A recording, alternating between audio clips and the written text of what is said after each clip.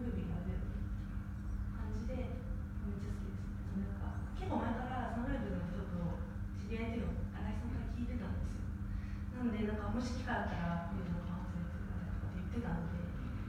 なんかそれをその大学生に誘ったがラグビー好きっていうのを話した時にもしかしたら調整できるかもよ。でなんかそれだったらいつも来るみたいな感じで言ってたんですけど、その時に大丈夫なのかなと思って、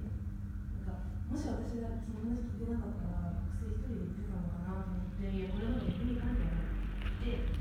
お願いしますって言ってました。じゃあサンブレイブスの人と新井さんという関係フットサルな